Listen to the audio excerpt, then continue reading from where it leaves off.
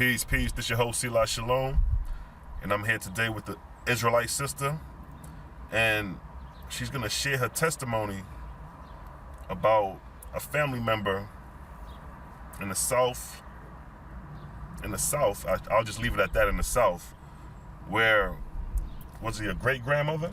Great aunt.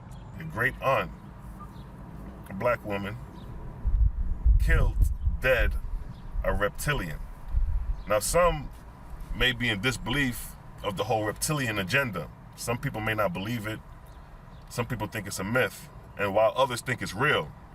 But here we have from our own community an Israelite sister, not somebody from the Gentile nation or outsider, but somebody within the community.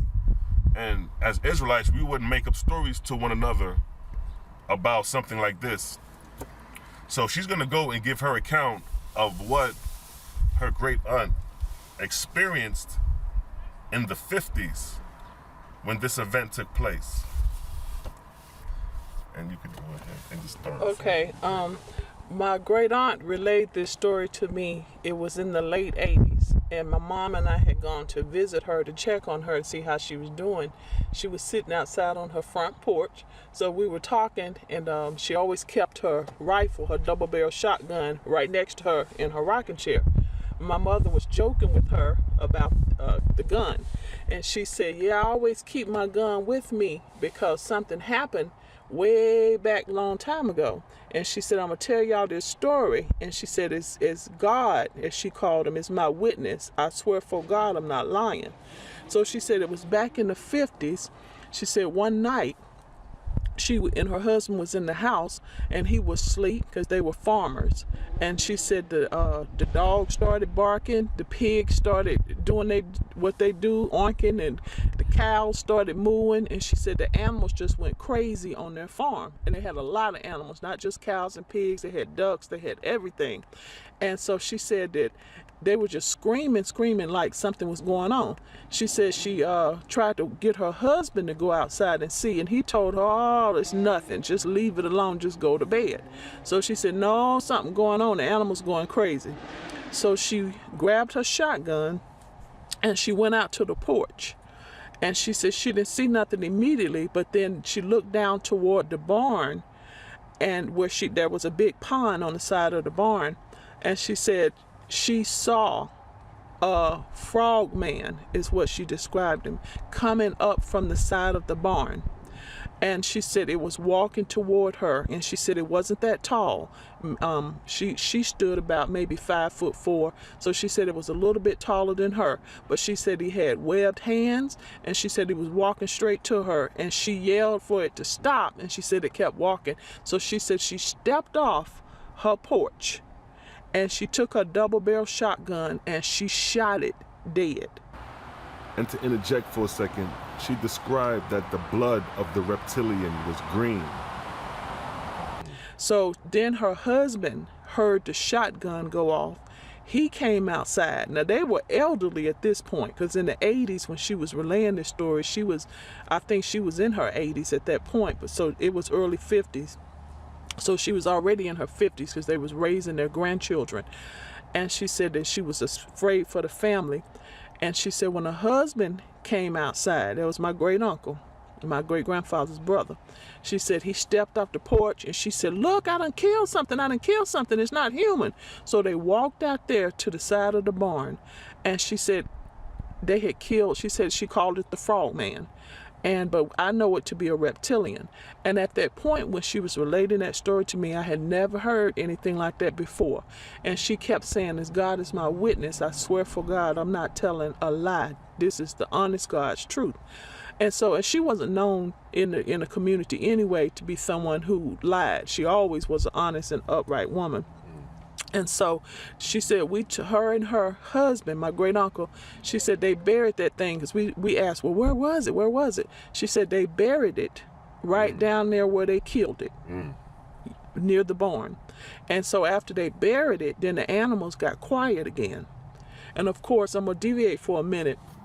You know that they always tell you to watch nature, and that's what we have to do. Right. Like when the tsunami hit in Indonesia in 2004, they reported that days before it hit, that the dogs and cats and all the animals had gone up into the mountains because they are in tune with the Creator, so they know to flee in instances like that.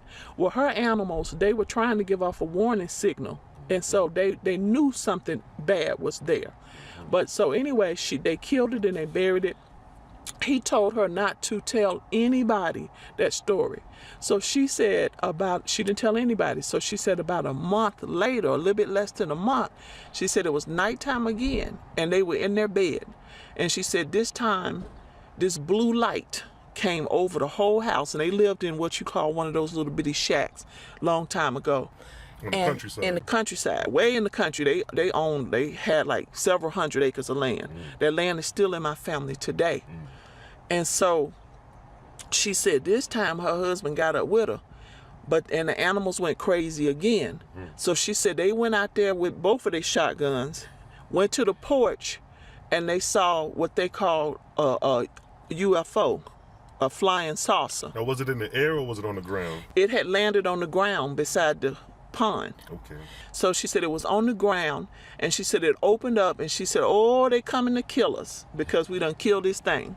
She said they came off the ship, and she said they went straight to the mound where they had buried this thing, and they put their hand over the ground, and this dead frogman thing that she killed, it just came up out of the ground. It wasn't alive. It was flat and it was dead. But they took that thing and they put it on the ship. Then she said they went over to the pond and they raised up their hands, and a spaceship came out of their pond. Now their pond was bigger than a regular sized pond. It was almost the size of like a small lake.